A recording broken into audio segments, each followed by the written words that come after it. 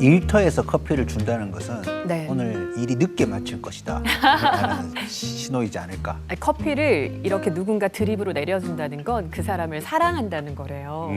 저희가 지금 제작진에게 사랑받고 있는 것 같습니다. 사실 맞습니다. 커피가 있으면 좀 대화가 잘 풀리지 않아요? 오늘 방송 어떨 것 같으세요? 옛날에 그 한석규 배우의 그 커피 광고 멘트가 생각이 나네요. 오, 네. 큐. 이 세상에서 가장 향기로운 커피는 당신과 마시는 커피입니다. 오늘 분위기 너무 좋네요. 그러니까 커피의 단점이 저런 거예요. 예. 자, 많은 분들이 커피의 매력을 알고 계시겠지만 대구의 커피는 좀 얼마나 알고 계세요? 2015년도에 네. 토종 브랜드 커피 브랜드 카페로서 대구가 전국 1등이라고 합니다. 엄청난 거죠. 게다가 2016년에는 광역시 중에서 인구 대비 커피 매장 수가 전국에서 가장 많았다고 합니다. 그러니까 객관적으로 커피를 많이 마시고 있다는 거죠. 그곳이 바로 대구다. 오늘 대구의 커피에 대해서 여러분도 깊게 음미해 보시죠. 커피 한잔 할래요 커피 한잔 할래요 두 입술 꼭 깨물고 네, 로컬 인문학 토크쇼 시민의 품격. 오늘 대구의 커피 이야기입니다. 대구의 커피를 일상에서 생생하게 체험하고 또 증언해 주실 두 분의 이야기 손님 소개해 주실까요? 대구 바리스타계 1.5세대 대구 커피계 선구자로 알려지신 분입니다. 김태한 대표 모셨습니다. 반갑습니다. 저는 대구에서 커피하고 있고요. 20년째, 원래 딱 20년째인데 커피 내리고 볶고 하다 보니까 선구자까지는 아니고 조금 일찍 시작해서 여전히 열심히 하고 있습니다.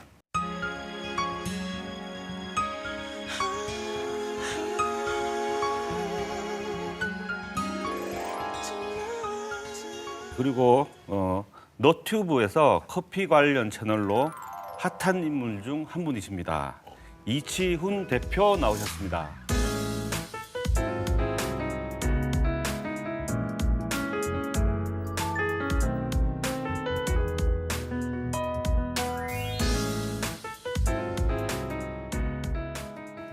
저는 커피를 시작한 지 이제 한 10년 정도 됐고요. 제가 공부하려고 만든 너튜브 채널인데 봐주시는 분들이 조금씩 생기면서 이제 커피를 굉장히 즐겁게 하고 있습니다. 하루 저는 한 잔은 꼭 먹거든요. 어떠세요, 두 그러니까 분? 저는 의무적으로 마시는 거죠. 중간에 한번 마셔줘야지만 뭔가 휴식을 취할 수 있다라는 생각을 들게 하고 자주는 접하지만 과연 이 커피를 제대로 아는가 질문을 던지면 굉장히 아마추어 같은 거죠. 업이시잖아요. 네네. 커피를 드실 때 정말 휴식하고 힐링하십니까? 아니면 분석하십니까?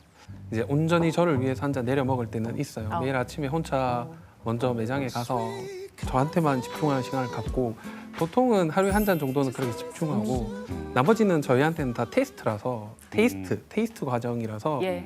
수십 잔 마셔요. 하루에 하루에 많이 마실 때는 30잔, 20잔 뭐 충분히 마시고 조금씩 네, 마시는 조금씩 거죠? 조금씩. 어. 네, 조금씩 계속 테스트하면서 마시죠. 사실 그게 재밌어서 커피를 한 것도 있거든요. 항상 새로운 커피를 찾고 커피별로 왜 이런 맛이 나올까 그런 상상하는 게 재밌어서 이제 하는 것도 있어서 그 부분은 저도 굉장히 즐거운 포인트인 것 같아요.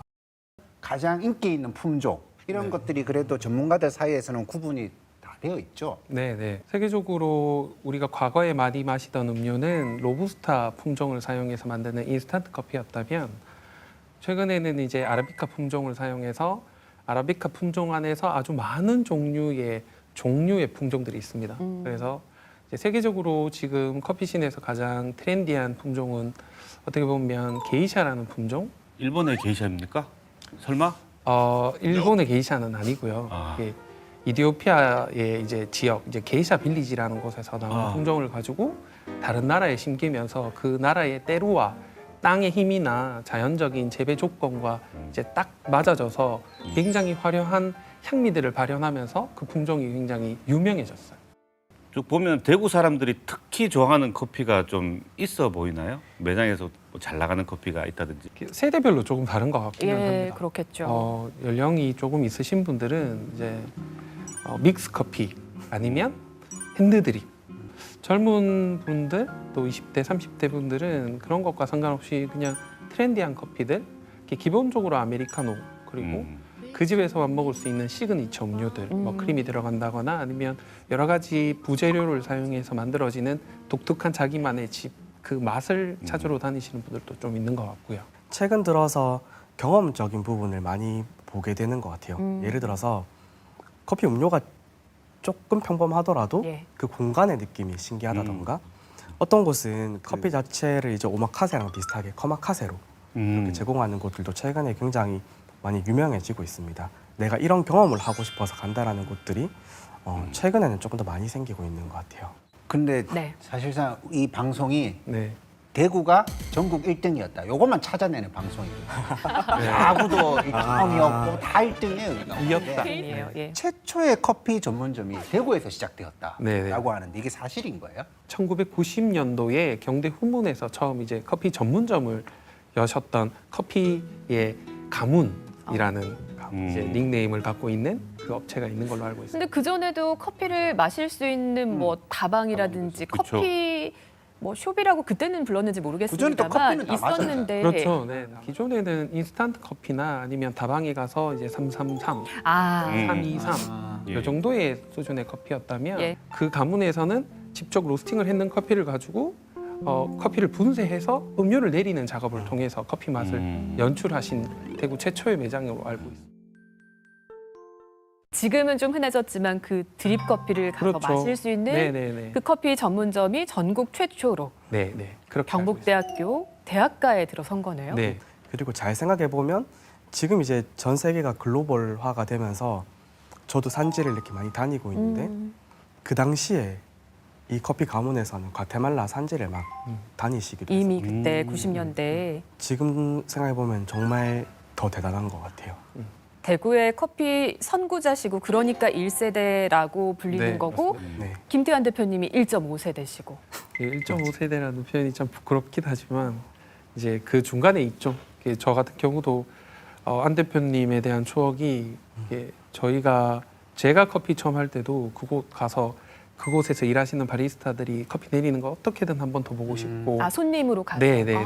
아, 앞에 선구자가 있으니까 이 길을 따라가는 건 좀 편해지는 것들도 좀 있고 아까 말씀하신 과테말라 커피 수입하는 것도 지금 또 여전히 굉장히 좋은 커피거든요. 그런 거 커피 저희도 이제 같이 쓰면서 매장에서 커피도 만들어내기도 하고 그렇게 하고 있죠. 커피는 마시는 보석이라고 합니다. 커피 한 잔을 마시면 머리도 맑아지고 기분도 좋아지고 또 기운이 새록새록 나죠. 아마 그 사랑을 더욱더 이렇게 확인해 줄 수 있는 어떤 매체가 돼서 우리 어떤 정서적인 것을 가장 좋게 교감할 수 있도록 해주는 매체가 아닌가 싶네요.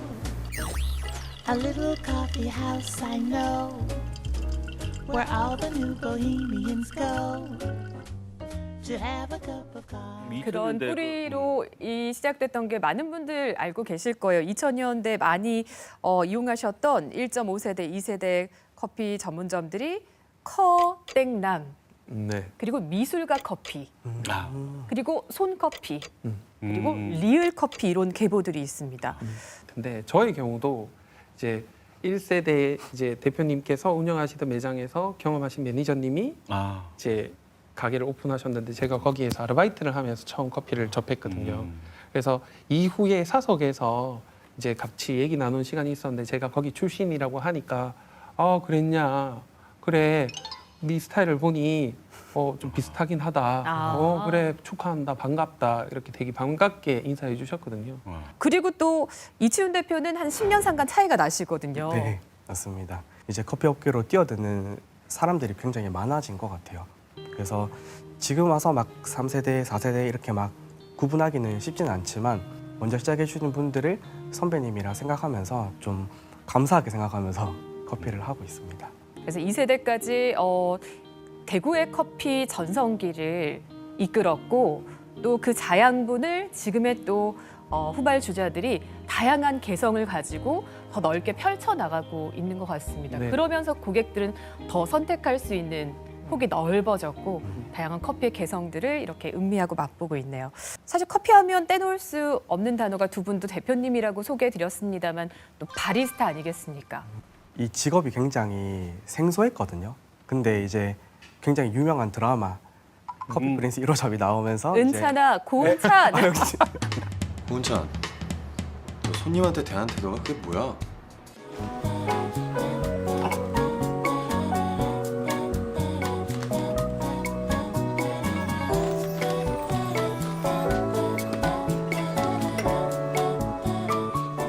사실 대구가 전국 최초로 바리스타 양성학과를 개설한 지역이기도 합니다. 어떻게 보면 대구에서 일찍이 그 바리스타들이 많이 등장했던 것도 이런 토양이 있었기 때문일까요? 네네. 아무래도 커피 가문에서 이제 많은 힘을 썼던 걸로 기억하고 있고, 예. 이제 첫 번째로 대구 보건대학교에서 커피학과가 개설이 되면서 전국 최초로 알고 있는데 커피하는 인구들이 전문적으로 양성할 수 있는 그런 곳이 생겨났는 게 대구 커피의 문화에서 굉장히 좋은 축이 되지 않았나라고 생각하고 있습니다. 자, 그래서 공인된 바리스타들도 많이 있었죠, 대구에서. 2009년도에 WBC에서 금상을 수상한 이제 성미숙 바리스타가 되게 처음 이제 대회라는 곳에서 처음 성과를 만들어냈고, 그 뒤에 언폴이라고 세계적으로 되게 유명한 바리스타인데 라떼아트를 사람 얼굴처럼 똑같이 만드는 굉장히 유명한 바리스타가 있는데, 이 친구가 세계적으로 커피 씬에서 제일 유명한 대회가 WBC 커피 월드 바리스타 챔피언십인데, 네. 거기에서 라떼아트 부분 1등을 한국 최초로 이제 수상하면서 커피 씬의 대구의 커피인들의 활동력들이 좀 더 확장되었다라고 생각하고 있습니다. 1990년 대구에 그 드립 전문점이 전국 최초로 생겼고 또 바리스타를 양성하는 학과까지 있을 정도로 어쩌면 대구가 커피의 선도 도시였던 건 또 분명한 것 같아요. 자, 근데 커피를 즐긴 것은 대한민국에서 이 커피라는 걸 즐긴 것은 100여 년도 훨씬 전 일이라고 알고 있거든요. 그죠? 그때 이제 100여 년 전에는 이름부터 이제 커피가 아니었죠. 가베나 가비 이렇게 불렀는데요. 가베, 가비, 커피. 커피라는 영어 의미랑 비슷한 한자음으로 이제 나타낸 음력어가 이제 가베입니다. 평범한 사람들은 양탕국이라고 불렀다는 거죠. 양. 서양에서 온 아, 이거를 탕. 달인 이제, 예, 탕, 달인 탕으로 딱 생긴 게 이제 바뀌죠? 뭐 사약 같기도 하고, 근데 뭐 약 같기도 하고, 그러니까 탕약 같은 거죠. 그리고 이 가베를 실제로 아주 즐겨 이제 드신 가장 유명한 분이 이제 고종 황제셨죠. 근데 알고 보니까 이 고종 임금 때보다 더 이르게 더 빨리 조선에 이 커피가 들어왔다는 그런 자료가 있다고 그러더라고요. 1861년도에 한양에서 처음으로 커피가 배달이 되었다고 하고요. 커피는 그리고- 배달이죠. 네. 네. 커피는 무조건 배달이에요. 네. 커피는 나는 지역이 제한되어 있으니까. 아, 그렇긴 하네요. 항상 바다 건너 오죠. 그렇죠, 그렇죠. 예. 철종 11년에 봄에 누군가가 커피를 조선으로 배달을 시켰고, 이제 그때 그분이 조선 교구의 4대 주교이신 세메뇽 베르네라는 신부님께서 처음 외국에서 자기가 마시는 커피를 다시 가지고 와서 자기가 마셔야 되니까 예. 그렇게 최초의 배달이 그렇게 시작되었다고 이번에 문헌에서 공부할 수 있었어요. 조선에서 3월 6일에 그 요청 물품 목록을 보내요. 거기에 보면 커피가 약 18kg, 설탕이 약 45kg. 1대3이 맛있었나 봅니다. 그런가 봐요. 본격적으로 선교 활동을 좀 해보고 싶다.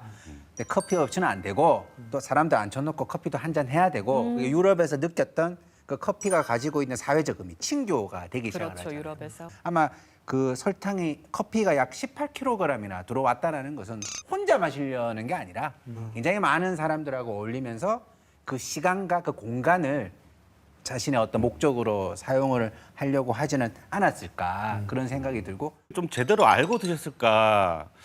그냥 뭐 이게 가베구나 그러면서 그렇게 드셨을 것 같은데 이 찾아보니까 그게 아니더라고요. 이게 독립신문에 보면 커피 판매 광고가 실렸는데 이게 정동호의 한 상점에서 자바 커피와 모카 커피를 판매한다 이런 오. 광고가 거기 있는 거예요. 이제 그냥 커피가 아니라 이제 어느 산지에서 무슨 커피다 정확하게 이걸 알고 명시돼 있네요. 판매하고 그걸 또 사고 드셨던 것 같아요.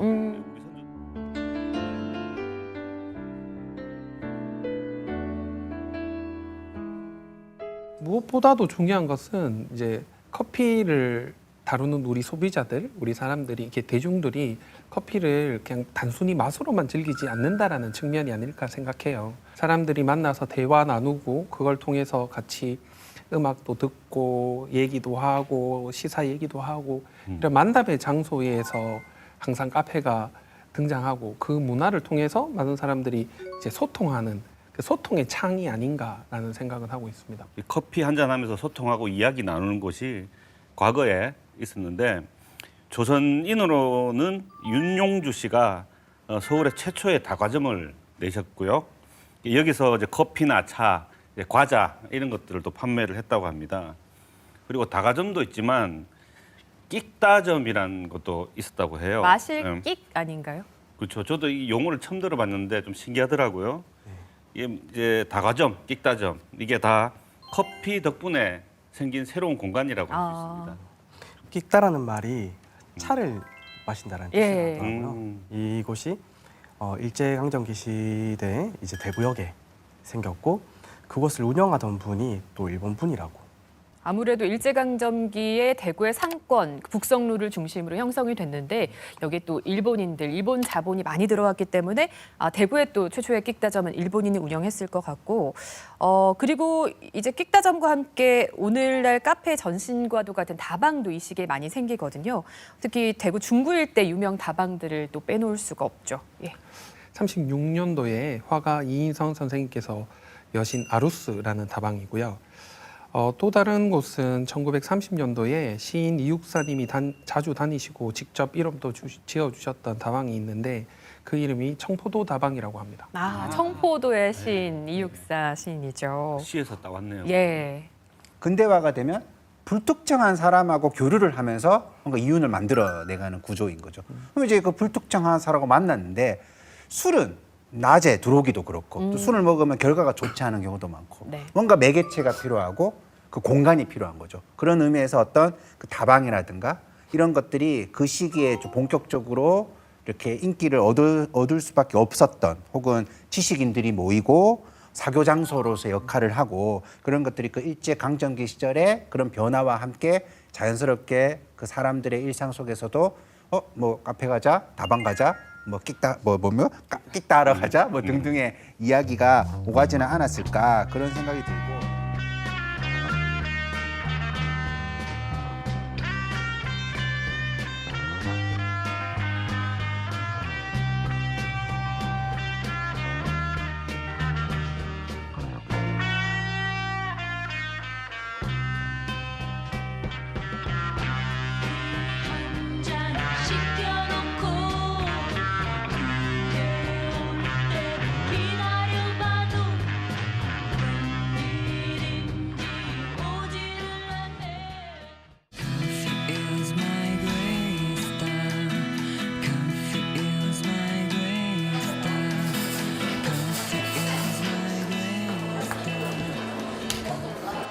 각자 개성을 많이 강조하는 것 같아요.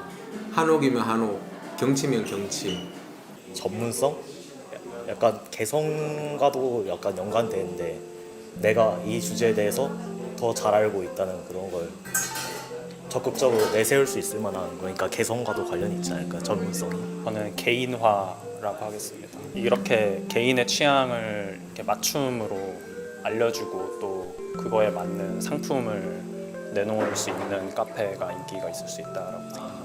스페셜티 커피가 트렌드인 것 같아요. 원두 종류가 다양하니까 원두마다 다 다른 맛이 나는 게 신기해가지고 뭐 산미도 있고 이런 게 그런 게 재밌는 것 같아요. 요즘 보면은 카페에 그 스페셜티 커피라는 용어가 좀 많이 보이더라고요. 그래서 뭐지 하고 이렇게 좀 읽어보니까 그 일반 원두보다 고품질이고 또 생산량은 또 오히려 적고 이렇다고 하는데 이게 제가 아는 단데 이 스페셜티 커피가 정확하게 어떤 건지 좀 궁금하더라고요. 이번에 좀 제대로 알았으면 좋겠다. 고급 휘발유 같은 거예요. 네. 어떤 겁니까? 비유가 어떻게 적절하지 않죠? 근데 좀 공감하기도 할 수 네. 있는데요. 원래 예전에는 커피마다 점수가 있어요. 80점이 넘고 또 80점. 이제 내가 마시는 커피가 어떻게 만들어지고 어디서 왔는지를 좀 알 수 있는 그런 커피들을 스페셜티 커피라고 이야기를 했었는데 최근에는 이제 너무 많아졌어요. 거의 대부분의 커피들이 사실 때로는 프랜차이즈에 가서도 정말 맛있는 커피를 마실 수 있는 시대가 되었거든요. 그래서 최근에는 이런 정의도 조금 바뀌고 있습니다. 조금 더 쉽게 설명해 드리면 예. 농사를 짓는 개념을 같이 생각하시면 되는데 되게 잘하는 농부가 백화점에 납품을 하거나 일본에 수출하거나 이런 개념처럼 과거의 방식에는 스페셜티라는 그런 문화가 만들어지기 전에는 그냥 일괄적으로 농협에다가 수매 담고 친다면 예. 스페셜티는 더 맛있게 만들어진 커피를 이제 조금 더 비싼 가격에 직접 소비자에게 전달하는 그런 루트들이 생겨서 그래서 일정 커피를 평가할 기준이 있어야 되니까 그걸 평가해서 그 위에 등급을 보고 스페셜티라고 하자. 그런 시장이 형성이 된 거죠. 이제는 더 중요하죠. 바리스타가 단순히 커피를 내리는 것에 더해서 이 커피가 어떤 스토리를 가지고 있는지도 전달해줄 수 있으면은 훨씬 더 손님들에게 좋은 경험을 드릴 수 있는 것 같아요. 제가 듣기로 이 진짜 제일 좋은 원두를 찾으려고 이치훈 대표께서는 뭐 파나마까지 가셨다면서요. 그게 어딥니까 그게 도대체? 게이샤. 파나마 우나. 그 파나마 우나 예. 그 파나마. 그렇게까지 하셔야 돼요 정말? 또라이입니다. 올해만 2번 가셨다는 거잖아요. 그렇죠. 좋은 커피를 구하려고 하다 보니까 파나마를 두 번이나 올해 가게 됐고요. 그렇게 2번이나 막 갈 수 있는 곳이었어요, 파나마가. 그렇지 않지 않습니까? 그러니까요. 네, 굉장히 힘들긴 힘듭니다. 아. 비행기를 3번 타야 돼요. 3번 타야 되고 한 30시간이 걸리는 곳인데 왜 그렇게까지 가시는 겁니까? 사실 아까 저희가 얘기했던 게이샤라는 커피가 이제 처음으로 알려진 곳이 파나마이기도 하고 이곳에 가보면은 첫 번째로 큰 충격을 많이 받게 돼요. 그 나라에서 저희는 농부라고 생각하잖아요. 네. 근데 농부보다는 되게 셀럽에 가까워요. 그곳에서 커피하는 사람들이. 인정을 이미 현재는 받고 계시는 거예요. 네. 그리고 자기들이 하는 일이 커피다, 뭐 농업이다 이렇게 생각하지 않고 럭셔리 산업이라고 공식적으로 그렇게 규정을 하고 이제 일을 하기 시작하고. 명품의 장인이신 거네요. 네. 오히려 그렇게 업을 규정하고 나니까 모든 사람들이 그렇게 돼요. 저는 그런 커피를 먹지는 못했지만 실제로 덕은 다 보고 있는 거죠. 내가 평범하게 구하는 커피 한 잔에 그런 노력들이 담겨져서 커피의 좀 가치가 높아졌고 이런 훌륭하신 대구의 바리스타 네. 두 분이 계시지만 실제 떠오르는 우리 커피 도시는 부산이라고 하죠. 네? 그렇다면서요. 부산이라고 합니다. 부산이 왜? 2019년도에 WBC 챔피언이 우리나라 이제 전주현 바리스타가 되었다고 합니다. 챔피언이 되신 거네요. 이렇게 WBC 안에서도 종목이 되게 다양해요. 예. 이렇게 바리스타들의 스킬을 다루는 대회가 있고 또 브루잉 커피를 내리는 거를 다루는 대회가 있고 맛보는 거를 다루는 대회가 있고 로스팅 대회가 있어요. 네. 근데 그 중에서 제일 많이들 바리스타들이 선호하는 대회가 전주현 바리스타께서 챔피언을 하신 이제 WCCK 안의 바리스타 대회예요. 바리스타 대회. 바리스타 대회. 그 대회에서 전주현 바리스타가 한국인 최초로 아시아인 최초로 여성 바리스타가 와. 챔피언을 하면서 어떻게 보면 부산의 명성이 굉장히 많이 저변이 넓어진 계기가 되지 않았을까? TV 광고도 나오셨어요. 사실 부산에 전주현 바리스타님이 있을 수 있었던 이유가 그분이 일하고 있던 그 M 회사가 있거든요. 그 회사에 있는 많은 팀원들이 또 산지도 다니고 로스팅도 해오고 오랜 시간 동안 노력을 해오신 것도 있고 이 부산 자체에 굉장히 로컬의 강력한 브랜드들이 원래 있었습니다. 아, 그럼 전주현 바리스타도 로컬 커피 전문점에서 계속 맞습니다. 또 배우고 일해왔던 분이시군요. 네. 이 부산 커피가 성장한 이유가 있었더라고요. 2011년 부산에 이제 카페들이 이제 만들었습니다. 부산 스페셜티 커피연합 버스라는 이거 연합을 만들었는데요. 이게 이제 각각 개별로 이제 좋은 커피를 이제 낙찰받기가 힘드니까 부산의 카페들이 모여가지고 이제 질 좋은 원두를 다 같이 함께 구입하는 시스템을 만든 것 같아요. 또 이런 민간의 자구적인 노력도 있었지만 저는 가장 부러웠던 것 2022년 부산시 의회에서 조례가 있었대요. 커피 산업 육성 및 지원 조례를 발표해서 생산, 가공, 판매 등 이 커피 관련 모든 산업을 시가 지원을 했다는 것. 이게 좀 그러니까 네. 2019년도에 부럽고 이 아팠어요. 우승이 엄청난 이제 3년 효과로 뒤에. 이어지는 아. 거죠. 그렇죠.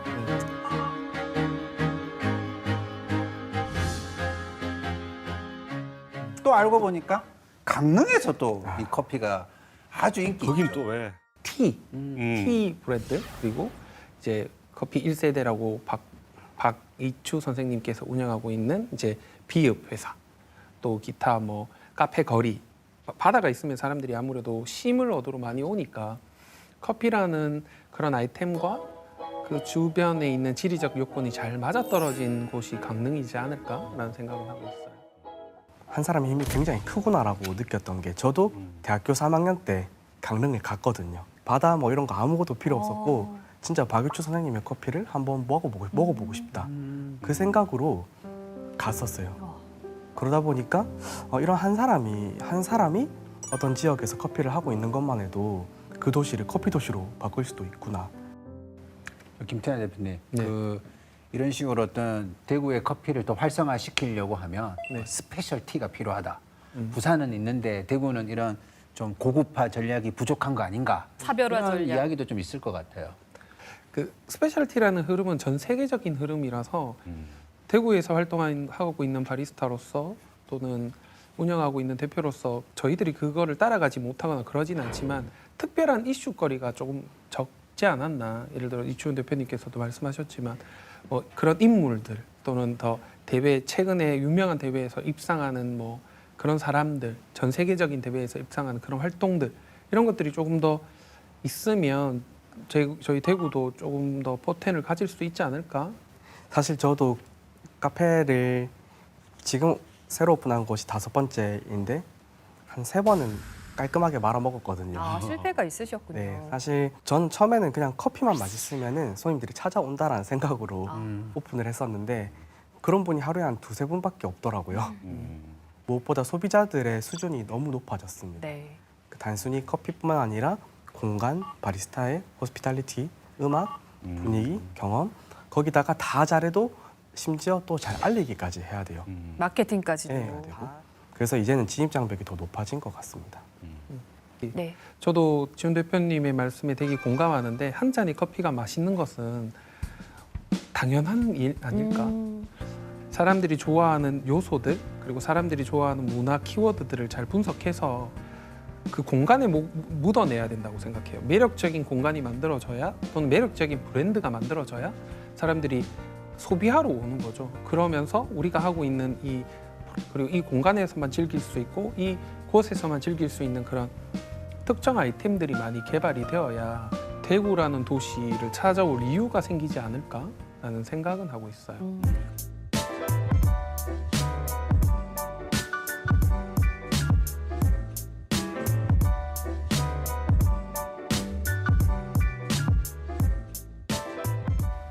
예, 한국인의 그 커피 소비량이요. 성인 기준이겠죠. 전 세계 몇일 것 같으세요? 엄청 마셔야 되니까. 네. 2위입니다, 2위. 저희 앞에 진짜? 프랑스밖에 없대요. 실제로 커피콩의 0.2%만이 우리가 이제 마시는 거고 나머지는 다 버려진다고 하죠. 쓰레기로 나오게 되고 또 일회용품도 어마어마해지겠죠. 그러면 결국은 뭐 탄소가 배출이 될 것이고 이런 것들이 역설적으로 커피 열매가 자라는 곳에 또 영향을 끼치게 되고. 사실 이제 기후 위기 때문에 커피의 산지들이 점점 없어지고 있어요. 2040년이 되면 아라비카 품종이나 로부스타 품종이 멸종할 수 있다는 위기설도 있고 또 2050년이 되면 지금 나오고 있는 산지의 절반은 아마 없어지지 않을까. 연체수로 원두를 판매하다가 네. 이런 얘기를 들은 적이 있었어요. 사장님 플라스틱 용기를 써서 실망입니다. 진짜 그런 얘기를 들은 적이 있었거든요. 왜냐하면 저희가 예전에 쓰던 용기가 플라스틱이었었어요. 예. 그래서 얼마 전에 이제 진짜 한 2천만 원 들더라고요. 좀 땅에 심으면은 바로 씨앗이 자랄 수 있는 그런 친환경 패키지를 제작을 했거든요. 뭔가 직접 하려고 하면 굉장히 힘들지만 하나씩 진짜 해야 되는 게 아닌가 그런 생각이 요즘은 더 들게 되는 것 같습니다. 그리고 바리스타라는 직업이 커피만 만드는 게 아니라는 거예요. 진짜 이게 전 지구적인과 연결되어 있기 때문에 항상 깨어 있어야 되고 공부해야 되고 그 변화에 맞춰 가지고 적용해야 되고 진짜 힘든 직업이지만 굉장히 의미 있는 직업 같아요. 자, 오늘 커피와 관련해서 또 대구의 커피에 대해서 좀 더 깊게 알게 된 시간이 아닌가 싶은데요. 어떠셨을까요? 커피를 수천 잔 마셨을 건데 한 번도 커피 자체에 대해서는 진지하게 고민을 해본 적이 없는 것 같아요. 내가 어쨌든 앞으로도 평생 커피를 계속 마실 거면 이 커피에 대해서 좀 더 진중하게 고민을 하고 그런 전문가들이 하는 매장에서 커피를 한번 마셔보는 것도 굉장히 중요한 어떤 경험이 되겠다 이런 생각을 하게 되었습니다. 예, 저도 이제까지 커피의 0.2%만 즐겼던 게 아닌가 하는 반성을 좀 했고요. 이 작은 씨앗 안에 또 사람들 그리고 우리의 역사, 취향, 우리 지역의 이야기까지 오늘 정말 진하게 추출할 수 있게 이야기 들려주신 두 바리스타께 존경과 감사를 보내드리겠습니다. 로컬 인문학 토크쇼 시민의 품격 다음 주에도 이어집니다. 오늘 대구의 커피 이야기는 여기까지입니다.